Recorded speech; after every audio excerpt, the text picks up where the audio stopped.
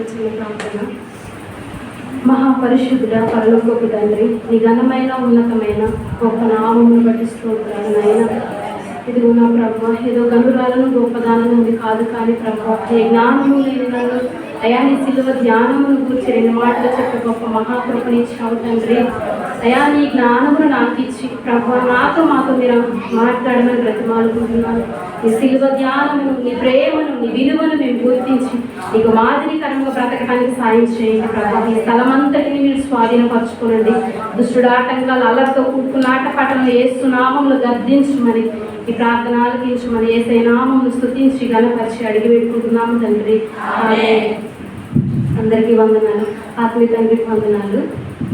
ఈరోజు మనం ఇక్కడ ఎందుకు గుడ్ ఫ్రైడే అంటే మంచి శుక్రవారం అని. ఈ లోకంలో ఎవరైనా మనుషులు చనిపోతే అది ఏమంటారు, అది చాలా విషాదకరమైన రోజని, లేదా కీడని, చెడని ఎన్నో అంటారు. మరి ఎందుకు ఈ గుడ్ ఫ్రైడేని మంచిది అని పండగ చేసుకుంటారు? మంచిది మంచిది మంచిది. మరి ఒక వ్యక్తి చనిపోతే మంచిది అని ప్రపంచంలో నేనైతే నాకు తెలిసిన ఎంతోమంది ఈ లోకంలో దేవుళ్ళు దేవతలు, తర్వాత ఎంతోమంది గొప్ప వ్యక్తులు, ఎంతోమంది గొప్ప సైంటిస్టులు ఉన్నారు, కానీ ఎవరి మరణాన్ని మంచిది అని అయితే నేనేం లేదు. అయితే మరి యేసయ్య మరణాన్ని ఎందుకు మంచిది, మంచి శుక్రవారం అని ఎందుకు పండగ చేసుకుంటారు అంటే ఆయన చనిపోవటం మనకు మంచిది కనుక. హల్లెలూయా. ఆయన చనిపోవటం మనకు మంచిది. 2025వ సంవత్సరంలో ఆయన నీ కోసం నా కోసం అన్యాయపు తీర్పు చేత చనిపోయిండు. ఆయన ఒకవేళ చనిపోకపోతే ఈరోజు మనం ఇలా ఈ పరిశుద్ధ స్థలంలోకి వచ్చి ఆయన శిలువ ధ్యానాన్ని ధ్యానించుకునే వారము కాదు. ఈ లోకంలో మనం ఎక్కడో చనిపోయేవారమో లేదా ఈ లోకంలో పడి చెడి తిరుగుతుండేవారము, కానీ ఈ సమయాన్ని దేవుని మాటల కోసం మనం ఇంత ప్రత్యేకించి వచ్చి ఉండేవారమే కాదు. ఆయన చనిపోయింది మన కోసం. కాబట్టి సిలువలో యేసయ్య ఎంత గొప్ప దేవుడు. అసలు ఆయన పలికిన ఈ భూమి మీద 33.5 సంవత్సరాలు బ్రతికినప్పుడు కూడా ఆయన మాటలో ప్రతి మాట ఆయన అద్భుతాలే. అయితే ఈ సిలువలో మాటలు 7 మాటలు ఎందుకు ఇంత ప్రాముఖ్యంగా ఉన్నాయో చూద్దాం. ఆయన మాట ద్వారా 33.5 సంవత్సరాలు ఎన్నో కుటుంబాలు ఆయన మాట ద్వారా కట్టబడ్డాయి. ఎంతో మంది దయ్యాల నుండి విడిపించబడ్డారు, ఎంతో మంది సమస్యల నుండి కూడా విడిపించుకోబడ్డారు, ఎంతో మంది రోగాలను నయం చేసుకున్నారు. ఆయన మాట ద్వారా చనిపోయిన వారు కూడా బ్రతికారు. ఆయన మాటలో ఉన్న శక్తి అది, ఆయన మాటలో ఉన్న అద్భుతం అది. అయితే యేసయ్య సిలువలో పలికిన మాటలను 7 మాటలు ధ్యానం చేసుకున్నాం. అయితే 2 మాటలు దేవుడి కృపను బట్టి, దేవుడు నాకు ఇచ్చిన అవకాశం బట్టి ముందుగా మీ అందరికీ మరి గుడ్ ఫ్రైడే శుభాకాంక్షలు. మొట్టమొదటి యేసయ్య పలికిన మొట్టమొదటి మాట సిలువలో ఆయనకి అసలు ఓపిక లేదు.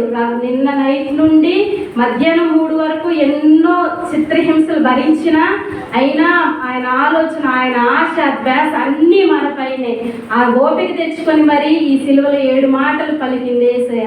మొట్టమొదటి మాట లూకా 23:34. యేసు తండ్రి వీరేమి చేయించున్నారో వెరుగురు కనుక వీరిని క్షమించమని చెప్పాను. అయితే క్షమించమని చెప్పింది ఎవరిని అంటే యేసయ్య తండ్రి దగ్గర విజ్ఞాపన చేస్తున్నమాట. ఆ చివరి సమయంలో కూడా తండ్రి దగ్గర తండ్రిని విజ్ఞాపన కోరుకుంటున్నారు. వీరేం చేస్తున్నారో వీరికి తెలియట్లేదు అయ్యా, వీరిని క్షమించమని. ఆ చివరి శ్వాస వరకు కూడా తండ్రిని క్షమించమనే విజ్ఞాపన చేస్తున్నారు. అయితే ఆయన విజ్ఞాపన చేసింది సంఘస్థుల కోసమో కాదు, శిష్యుల కోసమో కాదు, సమాజం కోసమో కాదు, ఆయన కోసం కూడా కాదు, కానీ ఆయన ఎవరైతే చిత్రవద చేశారో, ఆయన ఎవరైతే అవమానపరిచారో, ఆయన ఎవరైతే అసలు అన్యాయంగా బంతులాడారు, నాట్యం ఆడారు, ఆయన అన్యాయంగా ఎవరినైతే కొట్టి ఆయన మరణానికి కారకులమైన వారిని క్షమించమని అన్నారు. ఎంత గొప్ప విషయం. అసలు ఎవరైనా ఆ స్థితిలో ఆయన గురించి అసలు ఈ లోక సంబంధమైన మనుషులైతే ఏం ఆలోచిస్తారంటే, ఒకవేళ చనిపోయింది అని తెలిసినప్పుడు ఏం ఆలోచిస్తారు, అక్కడ భూమి వాళ్ళకు వడ్డీకి ఇచ్చిన అవి జాగ్రత్త, లేకపోతే ఎవరైనా వ్యక్తులతో వాళ్ళకి నష్టం ఉందనుకో, వాళ్ళతో మీరు జాగ్రత్తగా ఉండండి, జాగ్రత్త చెప్పడానికి నేను ఉండను వాళ్ళు మంచోళ్ళు కాదని చెప్తారు. కానీ ప్రభు అయిన యేసయ్య ఎంత గొప్ప దేవుడు. అసలు ఆయన చనిపోయే స్థితిలో కూడా హింసించిన వారిని, కొట్టిన వారిని, దూషించిన వారిని, అన్యాయంగా కొట్టిన వారిని కూడా క్షమించమని తండ్రి దగ్గర విజ్ఞాపన చేస్తుందో. ఇది దేవుడు ఆయన రక్తంతో కడగబడిన నువ్వు నేను ఉన్నామా? ఒకసారి ఆలోచిద్దాం. ఎవరినైనా క్షమించమని ఒకవేళ క్షమించే మనసును ఆయన బిడ్డలుగా మనం ఆయన బిడ్డలుగా పేరైతే ఉంది కానీ క్షమించే మనసు నిజంగా ఉందా? ఏసై మాటలో ఉన్న గొప్పతనమే ఆయన క్షమించడానికి ఒక ప్రత్యేకమైన స్థానం ఇచ్చాడు. అయితే యేసయ్య చేసిన ప్రార్థన ప్రశస్తమైనది. నిజంగా సిలువలో కూడా అయ్యా కొట్టిన వారిని కూడా క్షమించమని అడగటం చాలా గొప్ప విషయం. ఆయన చేసిన ప్రార్థన ప్రత్యేకమైనది, ఆయన ప్రవర్తన ప్రత్యేకమైనది, ఆయన మాట అద్భుతం. యేసయ్య చెప్పిన మాట కాబట్టి ఆయన రక్తంతో కడగబడిన నువ్వు నేను కూడా క్షమించే వారముగా ఉండడమే కాదు కానీ నశించిపోయే వారందరి కొరకు మన తండ్రి అయిన దేవుని దగ్గర విజ్ఞాపన చేసేవారుగా ఉందాం. ఇది మొదటి మాట. యేసయ్య దగ్గర మనం నేర్చుకోవాల్సిన మాట, విజ్ఞాపన చేసేవారుగా క్షమించేవారుగా మనం ఉందాం. ఇది మొదటి మాట. రెండవ మాట లూకా సువార్త 23:43. అందుకైన వానితో నేడు నీవు నాతో కూడా పరదేశంలో ఉందని నిశ్చయంగా నీతో చెప్పుచున్నానను. హల్లెలూయా. అయితే యేసయ్య ఎవరితో చెప్తుండో, నువ్వు నాతో కూడా పరదేశంలో ఉంటానని ఆయన శిష్యులతో కాదు, సమాజంలో ఉన్న వారితో కాదు. మరి ఎవరితో చెప్తున్నారంటే యేసయ్యతో పాటు ఇద్దరిని సిలువ వేశారని మనం ఎన్నో గుడ్ ఫ్రైడేలో విన్నాం. మనం యేసయ్యతో పాటు ఇద్దరు దొంగలను కూడా సిలువ వేశారు. అయితే ఆయనతో సమానంగా వేయడానికి ఈ దొంగలు ఏంటి, ఎంతో మంది కుటుంబాలకు దుఃఖాలు మిగిల్చారు, ఎంతో మంది కుటుంబాలను దోచుకున్నారు, ఎంతో మంది కన్నీటికి కారకులయ్యారు.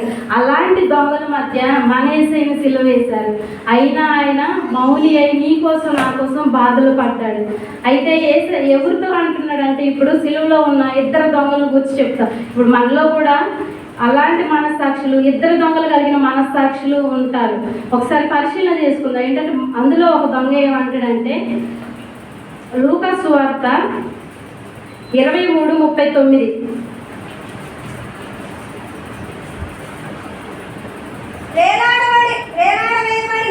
వేలాడవేయబడిన ఆ నేరస్తులలో ఒకడు ఆయనను దూషించు, నువ్వు క్రీస్తువు కదా, నీవు క్రీస్తువు అయితే నీవు రక్షించుకొనుము, మమ్మను కూడా రక్షించమని చెప్పారు. హల్లెలూయా. అయితే ఇద్దరు నేను అనుకుంటున్నా వాళ్ళిద్దరూ ఒకవేళ యేసయ్య భూమి మీద ఉన్నప్పుడు యేసయ్య గురించి వారికి తెలియదేమో, అందుకే అట్లా తయారయ్యారేమో. కానీ వాళ్ళు చనిపోయిన స్థితిలో ఎంత గొప్ప ధన్యులు. ఎందుకంటే యేసయ్యతో మాట్లాడే ఎంత డిస్టెన్స్ నాకైతే తెలియదు, కానీ ఒకళ్ళ మాటలో ఒకరికి వినపడే అంత డిస్టెన్స్ అని ఆడ మనం ఈ వాక్యాన్ని బట్టి అర్థం చేసుకోవచ్చు. వాళ్ళు నిజంగా ఎంత గొప్ప ధన్యులు. ఎందుకంటే యేసయ్య దగ్గర ఉన్నారు, యేసయ్యతో మాట్లాడుకునే గొప్ప కృప ఆ చివరి గడియల్లో.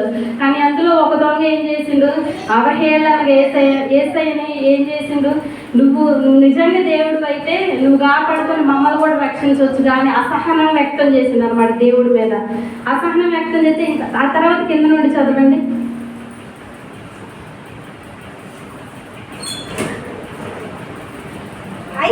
అయితే రెండవ వాడు వాణిని గద్దించి, నీవు అదే శిక్ష విధిలో ఉన్నావు కనుక దేవునికి భయపడవా?